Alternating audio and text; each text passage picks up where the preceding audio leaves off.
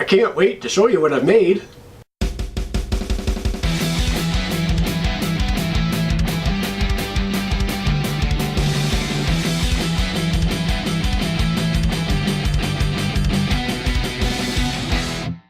If you watched my recent Fury of Dracula video, you know how excited I was to try Hunt for the Ring. Like Fury of Dracula, Hunt for the Ring is a long, complex, very theme-rich addition to the genre of one versus all hidden movement games. One thing that this game brings that's new to the genre is the fact that it is split up into two distinct halves. In the first half of the game, the ring-bearer player is controlling Frodo as he tries to sneak from the Shire to Bree while getting as little corruption from the hunting Nazgul as possible. In part 2, which I've set up here, Frodo is attempting to get from Bree to Rivendell. However, his path that he takes to get there is pre-programmed, and in the second half of the game, the ring-bearer player is now controlling Gandalf, doing what he can to protect Frodo in that journey. But before I dive into all the details of the game, just as with my Fury of Dracula video, first I have to show off all my craftiness. First I'm going to have a look at my painted figures, starting with Team Hoodie. This is Mr. Green. He's one of those guys who's just a little too proud of his collections of knives and Zippo lighters. Here's Mrs. Peacock. She knows how important it is to stretch properly before going jewelry shopping. Here is Professor Plum with his student motivational tool. His greatest irritation in his work is that nobody actually reads books anymore. Miss Scarlet here is accompanied by her gift from the Corleone family. She was like, "That's all the horse I need, suckers." Way back here we have the mom in Nazgul. She's trying to figure out whose horse made a mess on the floor, but nobody's owning up. Over here we've got Colonel Mustard. You wouldn't believe how excited he is to eat this little donut. Honey cruller. And finally we have the always sharply dressed Mr. Gray. As you can see, he's carrying some of his very favorite BDSM tools. Some other things I've added to my game that you won't find if you go out and purchase it from the store are this little card holder for the draw deck and discards of the sorcery card deck, as well as these wooden card holders for the Nazgul player when they do draw cards from the sorcery deck. I picked these up at a bring-in-buy sale at a game convention, so I'm not exactly sure who makes them, but they've come in very handy in a few games. Instead of the cardboard corruption token, I have this ring, which I probably pilfered from a Lord of the Rings Risk game or something like that. I have this turn marker with the regular side and then the eye side for when Frodo has moved during the nighttime. And then, of course, there's this great big ridiculous Fellowship player screen, which I'll take you behind to show you all the details of it. Oh, before I do that, first I have to complain about another rulebook. At least unlike Fury of Dracula, all of the game rules are contained within this 40-page rulebook. However, it's a complex game and there's a lot going on, and the rules are not well organized. Everything's just kind of scattered all over the place, and it's pretty hard to catch all the fiddly little details you need to know in order to play the game. So once again, I spent hours making some player aids. Every player has 4 sheets of paper. These 2 sheets are a detailed turn reference for part 1 of the game, with the nighttime turn stuff being highlighted in blue. And then these 2 are the part 2 turn reference. Both pairs of references have the same things on the back, which are the differences between adjacent locations, connected locations, and locations that are within reach, and the differences between searching, hunting, and perception for the Nazgul, with things that only apply to part 1 being highlighted in green, things that apply only to part 2 being highlighted in yellow, and nighttime stuff in blue once again. So the appropriate sides can be used by the players depending on whether it's part 1 or part 2 of the game, and it really helps to keep track of all the little things you need to keep track of as the game is progressing. Alright, let's look at the Fellowship player's secrets. Starting up top here, we have locations for each of the company cards that are in play. The thing that just fell off was my little portable lamp, so I can shine some light on the situation in dim lighting here when we're playing in the evening. Off to the side, I have locations for the journey cards for part 2 for the draw pile and the discards.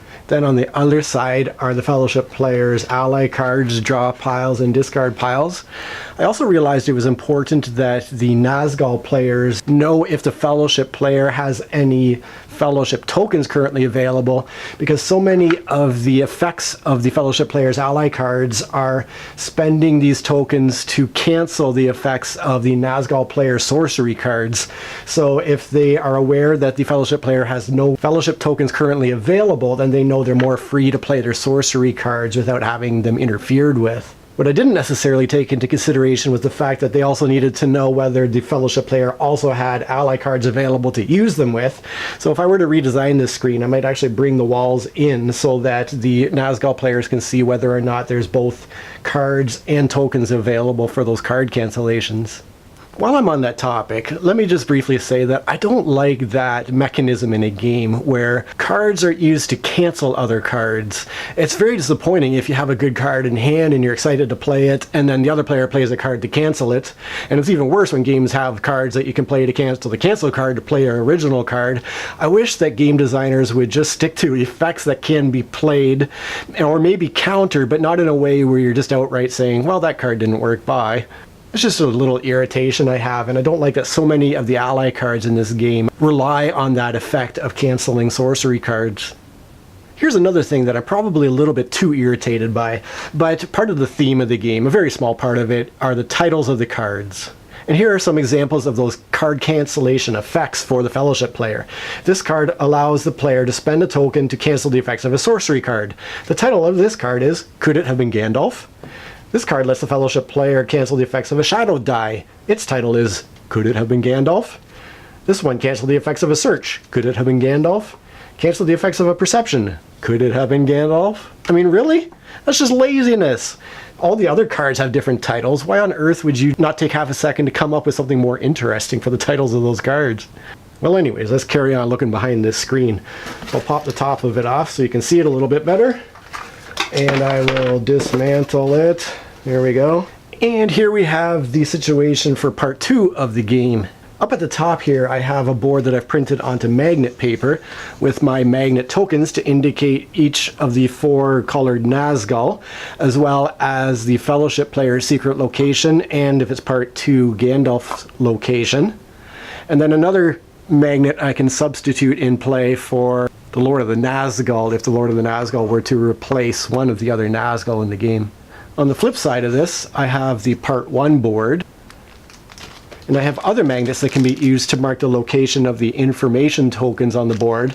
And going back to part 2, I have other magnets for the locations of the Gandalf's deed tokens, which are these orange ones here.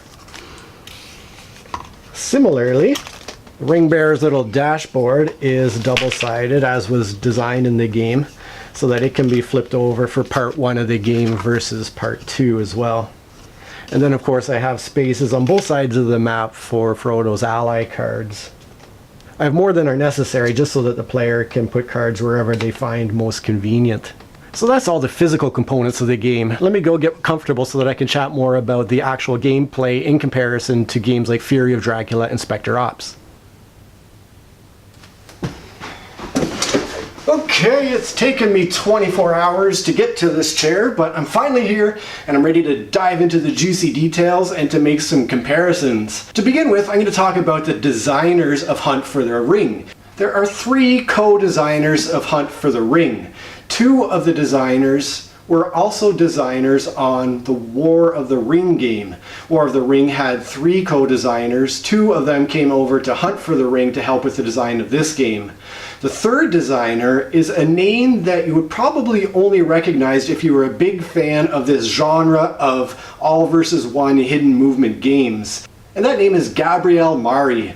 When I saw his name in the design credits, I was even more excited for the release of Hunt for the Ring. Taking you back a little bit through the history of this genre, Scotland Yard was really the pioneer. In 1983 it was released, and it was the game that sort of kicked off this whole style of game.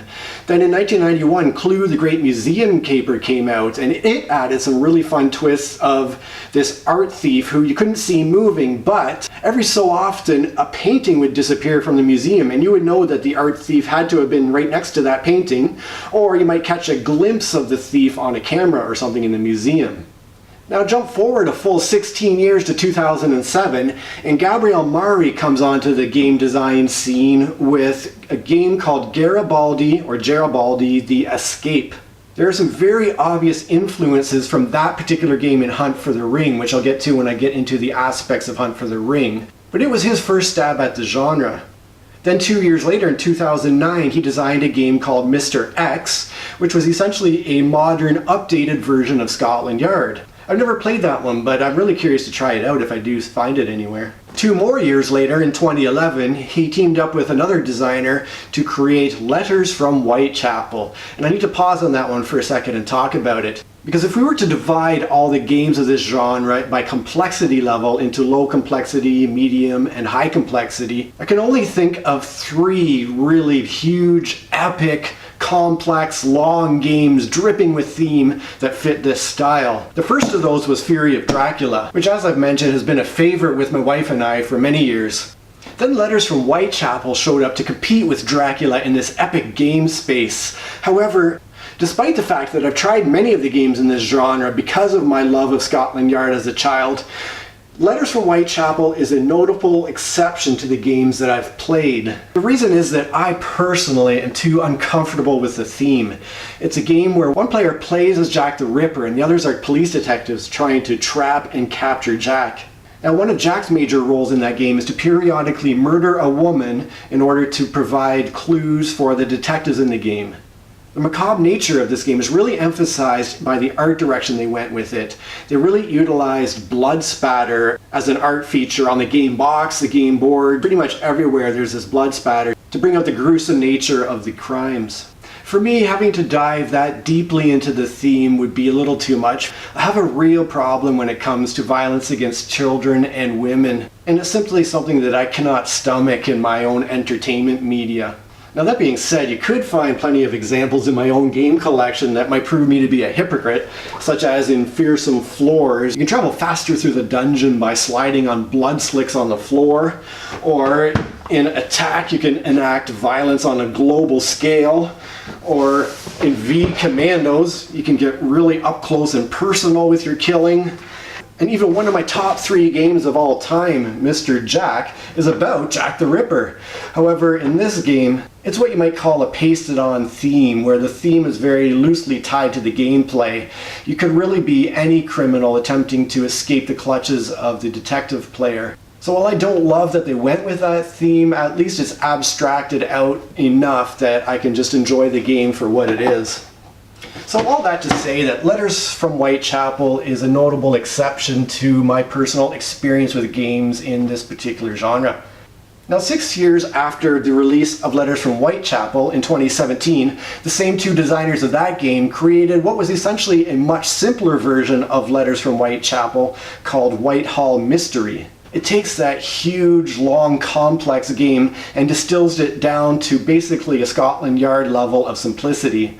It's actually much more approachable theme-wise too, because they didn't go the same direction with the artwork, and in that game the murders that Jack is committing on the board could easily be replaced by saying that Jack has to commit burglaries in various locations on the board. There are either 2 or 3 locations at various spots in the board where Jack has to perform the crime. So it would be easy to get away with changing that just a little bit.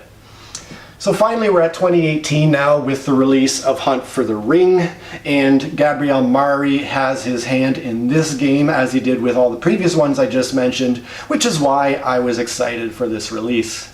As you can see, I have another game here called Specter Ops that is very much the same one versus all hidden movement style of game.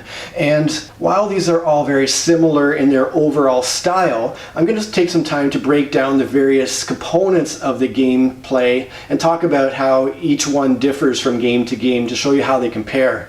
I mentioned that both Fury of Dracula and Hunt for the Ring are on the high end of the complexity level. Specter Ops would fall in that middle range, kind of more complex than Scotland Yard, The Great Museum Caper, and Whitehall Mystery, but much less long and complicated than these two games. One thing I have to mention though before I dive into the comparisons is that I just love the art and graphic design in Hunt for the Ring.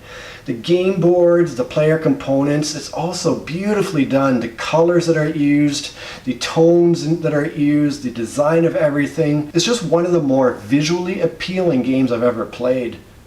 So the first thing I'm going to compare between these games is the map and the movement on the map. The original game of the genre, Scotland Yard, utilized a few different types of transportation on the board, and the type of transportation used by the criminal gave clues to the detectives as to how and where the criminal was moving. And in that game, the criminal player just simply had to run around the map and evade capture without getting to any particular location on the map. Fury of Dracula most closely resembles that style in that there are a few different types of movement. There's road movement, rail movement, sea movement, and the Dracula player simply has to avoid getting caught and defeated in combat by the hunters. So you can basically just run around the map and try not to get caught. Specter Ops also has a pretty wide open map, despite the fact that it's a much more zoomed in focus than Dracula, where in Dracula you basically have the entirety of Europe to run around. Specter Ops has a single building for the agent player to run around on, but it does have a pretty open concept area for that action to take place. At first glance, the actual movement in Specter Ops looks relatively samey, with each character simply moving their allotted number of spaces, and the car providing just a bit of extra movement options for the hunting players. However, the agent can also choose to move slowly and sneakily versus quickly and noisily. Specter Ops is also a lot more like Clue, The Great Museum Caper, or Whitehall Mystery, in that there are a few locations scattered around the map that the agent player must get to push the button and then move on to the next location. So there's specific points that need to be reached by the agent. Hunt for the Ring, however, is quite different, and this is where you can see a real strong influence from Garibaldi the Escape.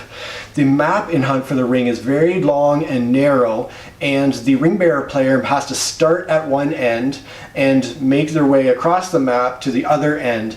And then that's the same for both the first half and the second half of the games. In both halves of the game, the ring bearer starts on one end and goes to the other side.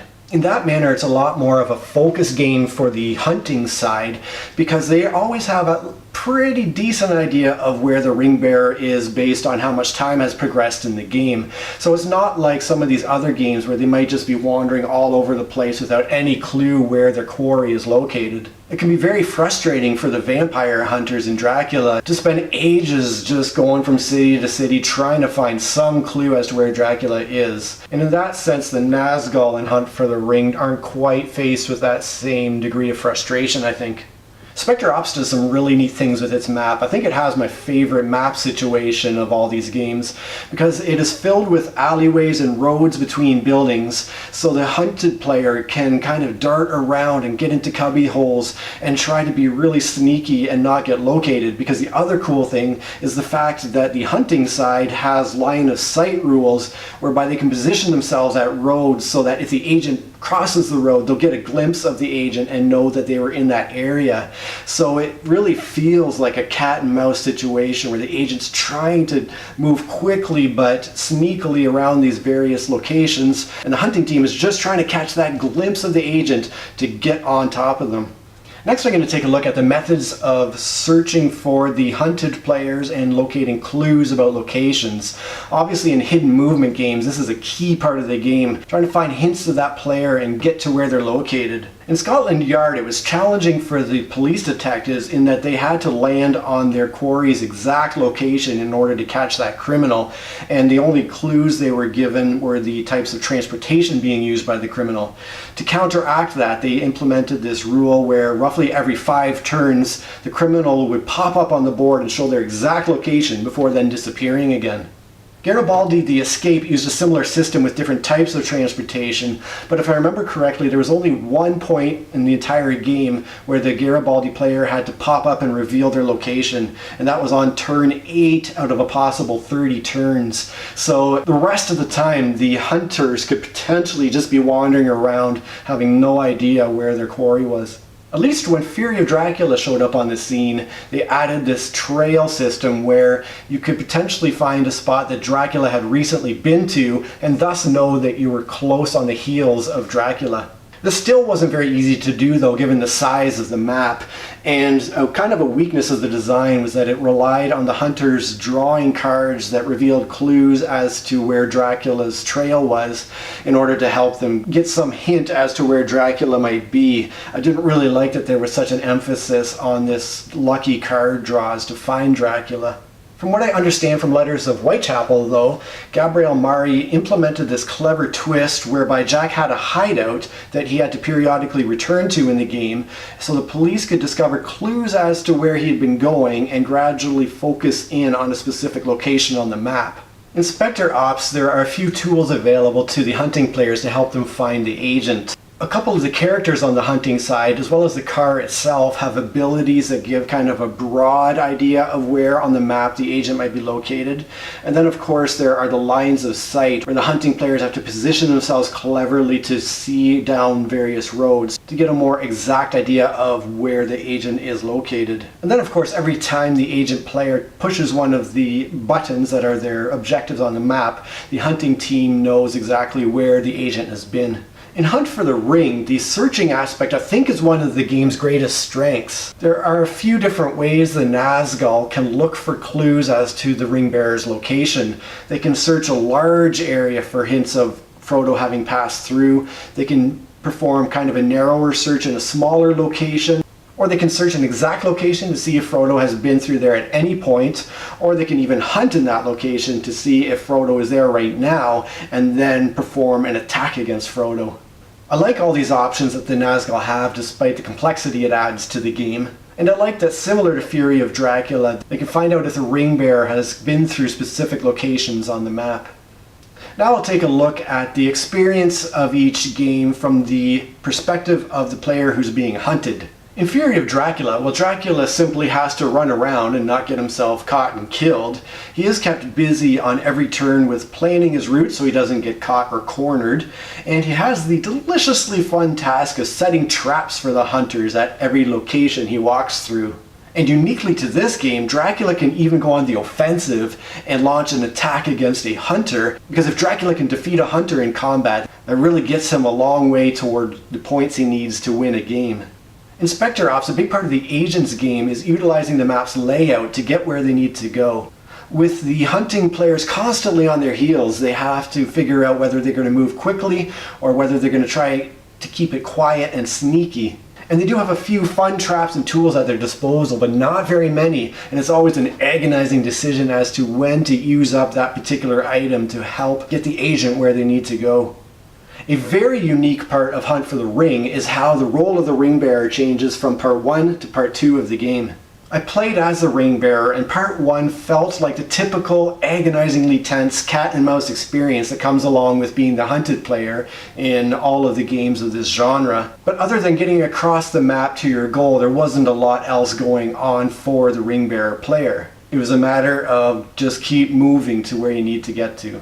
However, part 2 felt like a completely different experience as that player. In the second half of the game, the path that the ring bearer takes from one end of the map to the other is pre-programmed on a card, so the ring bearer player doesn't decide how Frodo moves in that half of the game. Rather, they control Gandalf and use Gandalf to try to help Frodo get safely across to that final destination. The second half of the game felt so different from the first half. All the tension I felt as the hunted player was gone in the second half, and at first I didn't quite know how to utilize Gandalf really effectively. It felt a bit like I was wandering around, not being super effective with him, but as that second half progressed, I really got a sense for the depths of the strategy and the different ways that Gandalf can be used. It was somewhat of a relief to have the path of the ring bearer predetermined and to just focus on using Gandalf to mess with the Nazgul as much as possible. That was a really fun transition from part 1 to part 2 of Hunt for the Ring.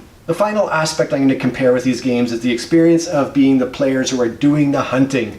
And this is going to be a little tricky for me when I talk about Hunt for the Ring, because I've only played the game once, and I played the game as the ring bearer, not as the Nazgul. So I'm sort of relying on what my fellow players have told me about being the Nazgul players.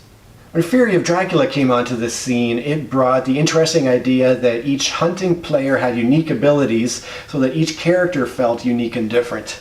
Well, this does come at the cost of having more fiddly rules for the players to remember, especially if only 1 or 2 players are playing the vampire hunters and they have to remember everything. I think it's pretty neat that each character feels like its own personality. The hunters in Fury of Dracula really do have their hands full. At first they're trying to search cities to find weapons and items and things that are going to help them in their quest to find and kill Dracula. But they can't just focus on finding Dracula, because Dracula is seeding his trail with these vampires that, if they grow to maturity, are going to give him points that he needs to win the game. So the hunters have to find Dracula's trail and as many of those cards as possible in order to kill off these vampires that Dracula has left behind as he's traveled.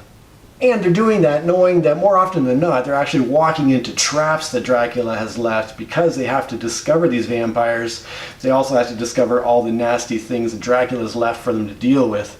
So there's a lot for them to do, but this does help for those long periods of time that I mentioned before where they could possibly be wandering without any real idea of where Dracula is. At least there's stuff to keep them occupied while they're doing that. In the midst of the frustration of maybe trying to find Dracula, they're still able to get some things done. Specter Ops takes this concept of unique characters even further.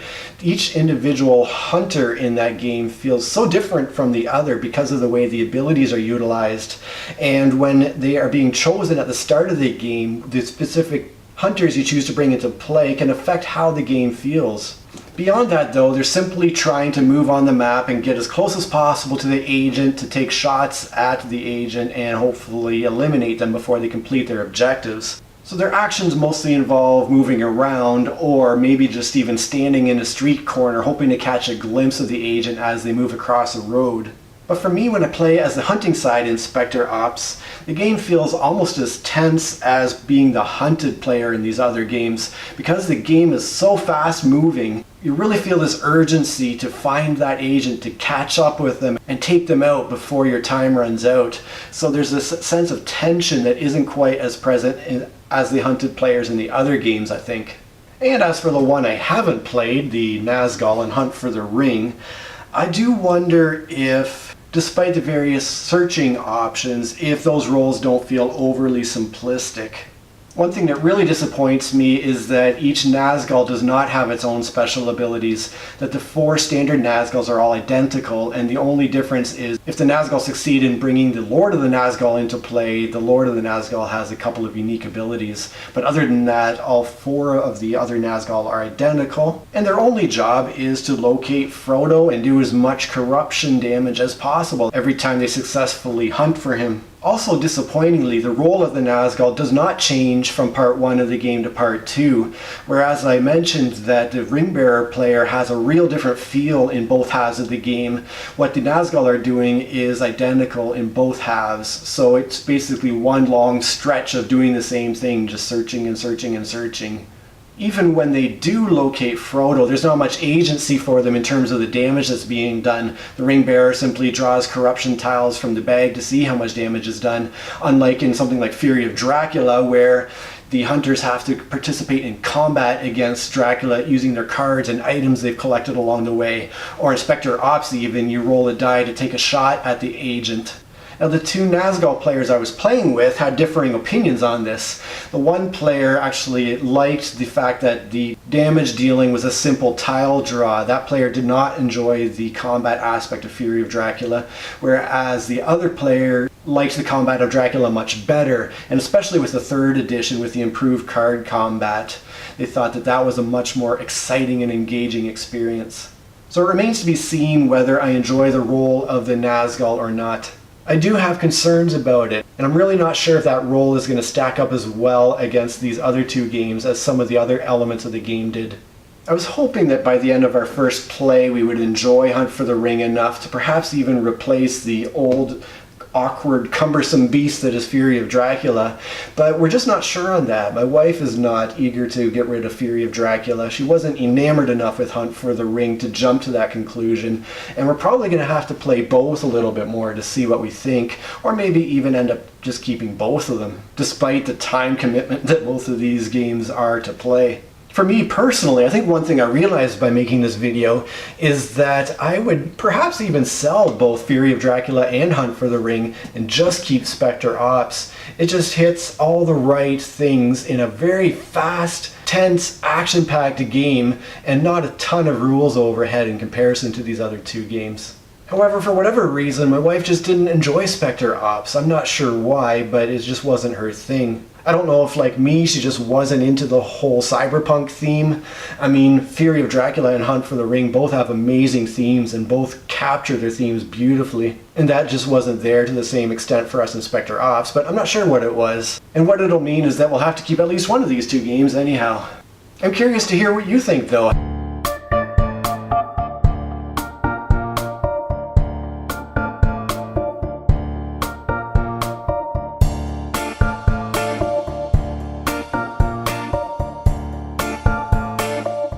Have you played games of this genre? Do you have personal favorites? Let me know in the comments below, and happy hunting!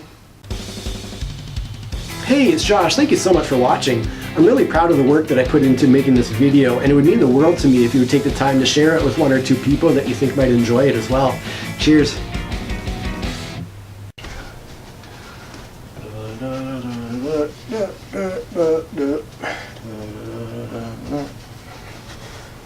Where'd I put the box? I just don't know. Oh, it's over there. I'll go get it. If you watched my latest Fury of Drac... Latest.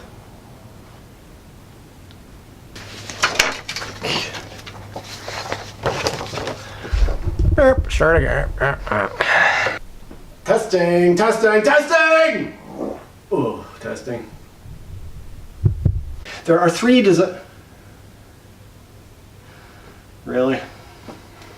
And that name is... You can travel faster through the... You can travel faster through the... And then of course every time the agent player... And then of course every time the agent player touches one of these buttons... And then of course every time the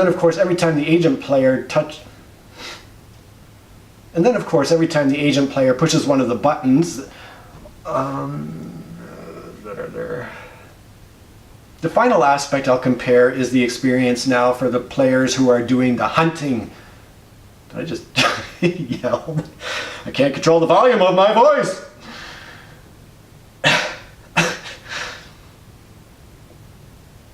That depending on which characters come into the game, each game can feel different depending...